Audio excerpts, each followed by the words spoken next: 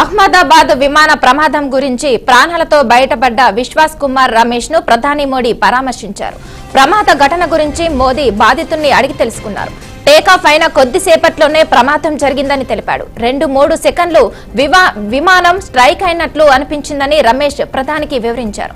అలాగే ఆసుపత్రిలో చికిత్స పొందుతుండగా బాధితుడు తన ఎదురైన అనుభవాన్ని డాక్టర్లకు వివరించారు. ఒక్కసారిగా భారీ శబ్దంతో మంటలు వ్యాపించాయని, అదే సమయంలో విమానం 2 ముక్కలైందని తెలిపాడు.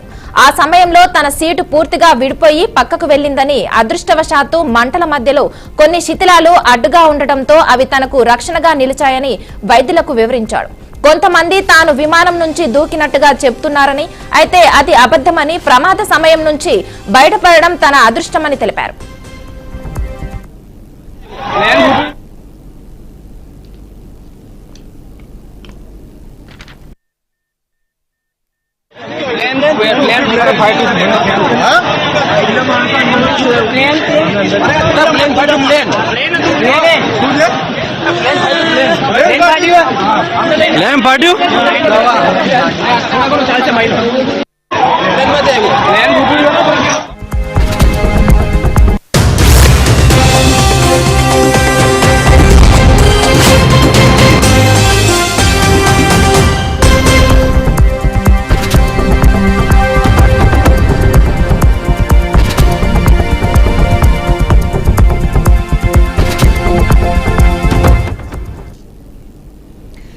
ఇక ఇదే అంశంపై మరింత సమాచారం మా అవుట్పుట్ ఎడిటర్ వెంకట్ అందిస్తారు. వెంకట్, చెప్పండి. విమాన ప్రమాద ఘటనలో మృత్యుంజయుడిగా నిలిచినటువంటి రమేష్ అనే ఏదైతే ప్యాసింజర్ ఉన్నారో, ఎన్ఆర్ఐ, బ్రిటన్ చెందినటువంటి ఎన్ఆర్ఐ, ఆయన అతన్ని హాస్పిటల్లో చికిత్స పొందుగా ప్రధాని మోదీ ఏదైతే ఘటనాస్థలంలో ఎవరైతే గాయపడ్డారో వారిని పరామర్శకెళ్ళినప్పుడు ఆయనతో మాట్లాడడం జరిగింది. ఎవరైతే బయటపడ్డాడో, సుట్టులో ప్రాణాప నుంచి బయటపడ్డారో ఆయనతో మాట్లాడడం జరిగింది. మనం విజువల్స్ చాలా స్పష్టంగా చూస్తూ ఉన్నాం.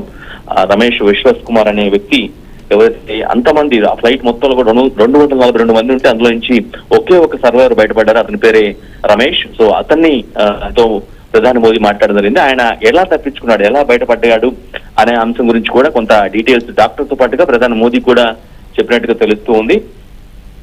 అతను కొన్ని అనుమానాలు వ్యక్తం చేయడం, అతనికి ఏమనిపించిందో, క్రాష్ కు ముందు ఏమనిపించిందో కొన్ని అంశాలు చెప్పడం జరిగింది. 2-3 సెకండ్ల పాటు ఈ విమానం చక్కనంట అన్న ఫీలింగ్ తనకు కలిగిందని చెప్తున్నాడు. At the same time take off అయినప్పుడు, టేక్ ఆఫ్ అయిన తర్వాత కూలిన సమయంలో ఆ ఫ్లైట్ ఏదైతే అక్కడ 2 ముక్కలుగా విడిపోయింది. అంటే ఎక్కడైతే హాస్పిటల్ ఏదైతే ఉందో హాస్టల్ కి ఢీ కొట్టిన తర్వాత ఒక భాగం ఏమో వెనక వైపు భాగం ఫ్లైట్ టైల్ భాగం అక్కడే విరుక్కుపోయింది. ఒక భాగం మాత్రం ముక్కగా విడిపోయి ముందుకు వెళ్ళిపోయింది. అక్కడ ఉన్నటువంటి వాటర్ ట్యాంక్ ని, ఆ హాస్టల్ సంబంధించిన వాటర్ ట్యాంక్ ని ఢీ కొట్టుకొని ముందుకు వెళ్ళిపోయింది. సో ఎక్కడైతే ఇతను కొంత 2 ముక్కలుగా విడిపోవడం వల్ల ఆ సీట్ బెల్ట్ ఆల్రెడీ ధరించి ఉండటం వల్ల అతను సేఫ్ సైడ్, అంటే మంటలు వచ్చి వ్యాపించే లోపులోనే ఆ ఎమర్జెన్సీ విండ్ నుంచి బయటకు వచ్చినట్టుగా అతను చెప్తున్న వర్షన్ కనిపిస్తుంది. కేవలం సీట్ బెల్ట్ ధరించి ఉండటం వల్ల, at the same time emergency window కూడా ఆయనకి దగ్గర సమీపంలో ఉండటం వల్ల మాత్రమే బ్రతికి బయటపడగలగానని డాక్టర్స్ తో పాటు ప్రధాని మోదీ కూడా చెప్పినట్టుగా తెలుస్తోంది. ప్రస్తుతం ఇతనే ఎవరైతే ప్రాణాలతో బయటపడ్డారో ఈ వ్యక్తే విచారణలో కీలకం కాబోతున్నారు. ఎందుకంటే అతను ఒక పెద్ద ఇప్పుడు షాక్ లో ఉన్నారు. ఆయనకు పెద్దగా ఏం గుర్తు లేదనే వాదన కూడా వినిపిస్తుంది. ఎందుకంటే జనరల్ గా హ్యూమన్ బాడీ నేచర్ ఏదైనా పెద్ద ఇన్సిడెంట్ జరుగుతుందంటే ఆ షాక్ లోంచి వెంటనే కోలుకోరు కాబట్టి కొంత సమయం తీసుకునే అవకాశం ఉంటుంది. సో ఇప్పుడు ప్రస్తుతానికైతే అతన్ని దాని గురించి బాగా ప్రెస్ చేసే పరిస్థితి ఉండదు. మేబీ ఒక 2-3 డేస్ టైం తీసుకున్న తర్వాత అయినా సరే అతన్ని ఏం జరిగింది ఏంటి అనేది అతను ఒక కుదుట పడిన తర్వాత మాత్రం ఖచ్చితంగా కొంత ఇన్ఫర్మేషన్ ని తీసుకొని ఆయన నుంచి ఆ ప్రమాదానికి ముందు ఏం జరిగింది. ఎందుకంటే ఫ్లైట్ లో ఉన్న మొత్తం కూడా, అంటే టేకాఫ్ 1:38కి టేకాఫ్ అయితే 1:43లో అంటే ఒక 40 సెకండ్ల లోపలనే కూలిపోయిందనేది మనకు స్పష్టంగా ఎప్పటివరకు అర్థమవుతుంది. ఇంత ముందు వరకు నిన్నటి వరకు మనం 10 నిమిషాల లోపలనే కూలిపోయింది అనుకున్నాం. బట్ 40 సెకండ్లో టేకాఫ్ అనేటువంటి 40 సెకండ్లోనే స్పష్టంగా కూలినట్టుగా అర్థమవుతుంది. కాబట్టి ఆ 40 సెకండ్ల సమయంలో ఫ్లైట్ లోపల ఏం జరిగిందనే విషయం చెప్పగల ఒకే వ్యక్తి ఇతను, లైవ్ విట్నెస్ ఇతనే కాబట్టి, రమేష్ విశ్వకుమారే కాబట్టి ఇతని ఆధారం, ఇతని స్టేట్మెంట్ చాలా ముఖ్యంగా పోతుంది.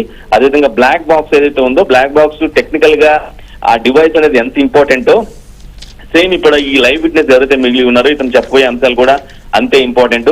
ఓవరాల్ గా ఇది ఇతను ఒక మృత్యుంజయుడిగా మనం భావించాల్సిన అవసరం ఉంటుంది. ఇప్పటికే కేసుకు సంబంధించి విచారణ కోసం బ్రిటన్ నుంచి కూడా ఒక ప్రత్యేక దర్యాప్తు బృందాలు వస్తూ ఉన్నాయి. ఎందుకంటే ఆ దేశస్తులు కూడా 53 మంది ప్రమాదం చనిపోయారు కాబట్టి ఆబ్వియస్ గా వాళ్ళు రెస్పాన్సిబిలిటీ తీసుకుంటారు. అసలు ఏంటి అది కుట్ర కోణం ఉందా, లేదంటే సాంకేతిక సమస్యలు కూలిపోయిందా, ఇవన్నీ తెలుసుకునేందుకు వాళ్ళు కూడా ఇప్పటికే ఎయిర్ ఇండియా టీమ్ కి, లేదంటే మన భారత ప్రభుత్వం విచారణకు ఆదేశించినటువంటి దర్యాప్తు బృందానికి తో కలిసి వీళ్ళు కూడా చేస్తున్న పరిస్థితి కనిపిస్తూ ఉంది మానస.